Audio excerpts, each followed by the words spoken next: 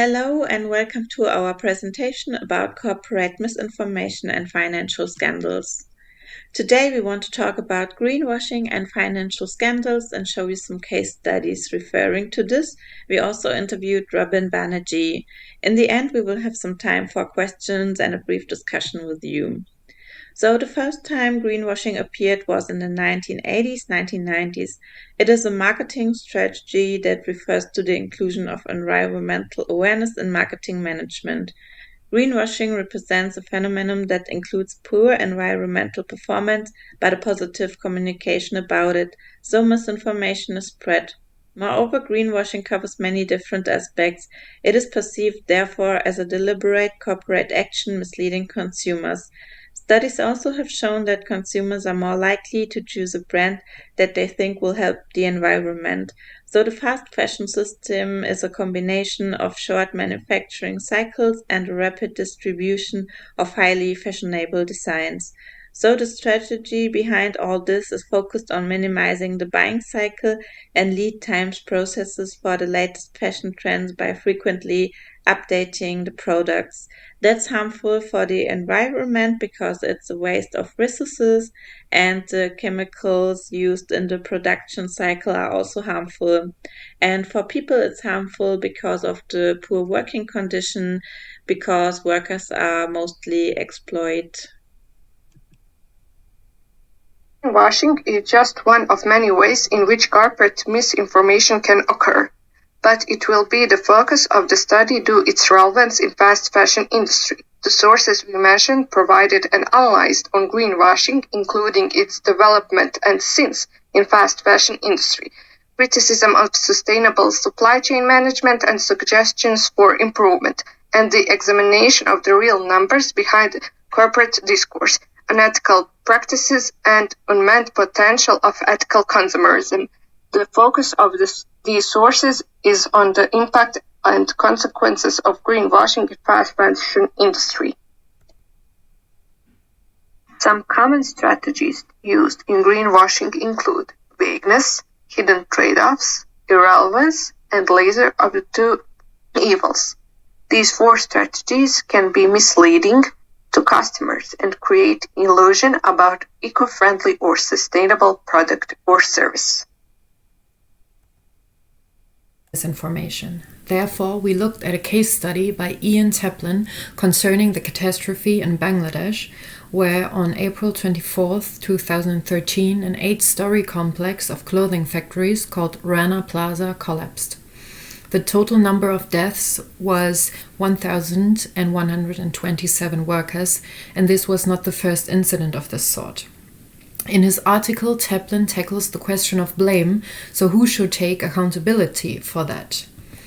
Starting with the fundament, the fast fashion industry being literally fast. Immediate deliveries, collection after collection, and so the motto is producing, and this increased workload is at the expense of safety. The result to the question of blame is that it is a structural problem involving governments, laws, Western corporations, and fast fashion consumers, enabled by the lack of transparencies also within the chain. For example, with the Western corporations implementing wage suppression strategies, willingly accepting it to be at the cost of the smallest link, the workers. Taplin theorizes possibilities make the thieves, and if the system, for example, as a downside of globalization, it enables the bypassing of workers' rights, would not let that happen, it would not happen. As a whole, it is a chain reaction realized as a downward spiral, and every party enforces the other parties, so accountability lies within all of those parties. Jones says that greenwashing is a distraction strategy from the real issues, giving people glossed misinformation so that they do not start asking or looking for the real information. The solution would be a shift in focus as a meter and information literate person looking at the underlying structures and staying skeptical always. The Clean Clothes campaign has collected and shared current disasters within the garment industry from 2021 to 2022, and its results show over 700 injured people, divided by countries, and over 150 deaths. This current insight and the Bangladesh tragedy show the huge and real impact of spreading misinformation and withholding real information that enables every party involved to get away with inhuman and destructive behavior because of discussed transparency issues. Understanding financial scandals. Financial scandals are defined as situations or events that have occurred as a result of financial resources being employed in a morally questionable manner. According to this definition, financial scandals involve financial market manipulation, multiple types of frauds, and often accentuate the possibility of corporate bankruptcy. Corporate misinformation often acts as the backbone of financial scandals, and to better understand the correlation between the two, let's do so through a case study. Understanding how corporate misinformation and lies led to the biggest financial scandal in recent times. The case study of FTX. So, what was FTX? FTX was a digital currency exchange, a platform where people could buy and sell cryptocurrencies and similar digital assets. At their peak, they were worth a staggering $32 billion. However, on the 11th of November 2022, all came crashing down for them. Let's learn why. The downfall. The catalyst to FTX's downfall was a report published by news site CoinDesk that revealed that Alameda Research, the quantitative trading firm also run by Bankman-Fried, held a position valued at $5 billion in FTT, the native token of FTX. This was alarming, for FTX and Alameda are owned by the same person, and hence recommended that there could be inside trading and malpractices involved. The article also went into details as to how Alameda Research's main asset was FTT. They also claimed that FTX was using FTT as collateral on their bank sheet. This meant that the assets were tied to a risky and volatile token, naturally leading to worries about the capital of FTX in Alameda. More documents leaked to the news site suggested that Alameda was using FTT to make risky loans, effectively trading using company script. This revelation prompted major holder Binance to declare that it was selling all of its holdings. This prompted a run on the exchange as many customers scrambled to withdraw their funds.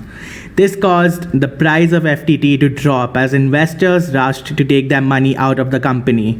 Figuring that this would be the next cryptocurrency to collapse, millions of people withdrew their money.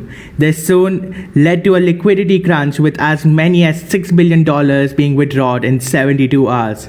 This led the company to stop withdrawals and further stop onboarding new customers. Soon after, the company went bankrupt.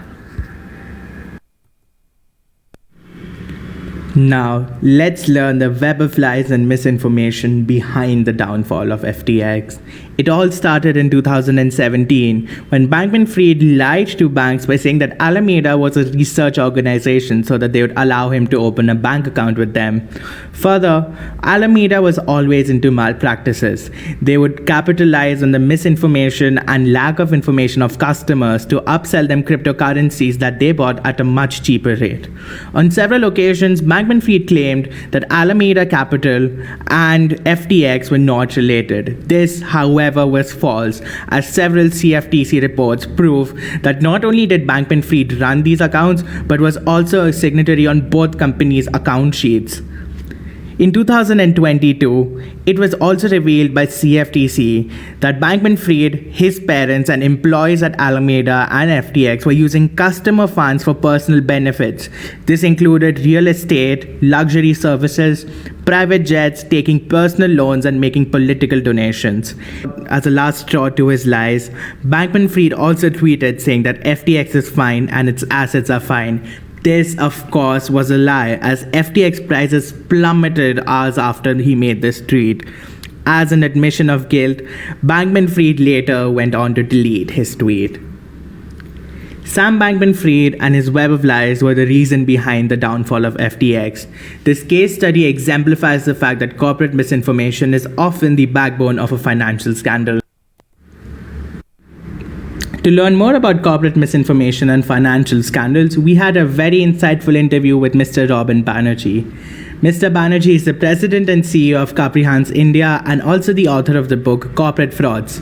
Some of our key takeaways from this interview were 1. It is advisable for companies to be honest and transparent with their customers to maintain a long term relationship. Honesty builds trust, and transparency reaffirms that trust. 2. Lying about the efficacy or ethics about one's products is of no use. Sooner or later, the truth will catch on. 3. Most scandals involve get-rich-quick schemes. Get-rich-quick schemes are a big red flag and are always indicators for false promises and financial malpractices. 4. As a rule of precaution, Mr. Banerjee recommends staying away from any scheme or institution that guarantees more than 15% returns per annum. During the interview, we also spoke of cryptocurrencies, blockchain, and Web 3.0. Some of our key takeaways were 1. Cryptocurrencies are not real currencies since they're not widely accepted and are highly unstable. 2. Blockchain technology and Web 3.0 are useful tools and should not be defamed due to the ongoing crypto trends. Towards the end, we spoke of the impact of financial scandals on society. Our takeaways were that financial scandals are highly disruptive events that not only lose investors money, but also adversely affect society as a whole, as they lead to disruptions of industries, mass layoffs and unemployment, and overall degradation of a nation's economy. To end with this segment, we would like to end with a quote from Mr. Robin Banerjee. You can fool some people sometime, you can't fool all the people all the time. Sooner or later, the truth will come out. With this QR code, you can access the full interview with Mr. Robin Banerjee. These are our resources and our license, and we thank you for your attention.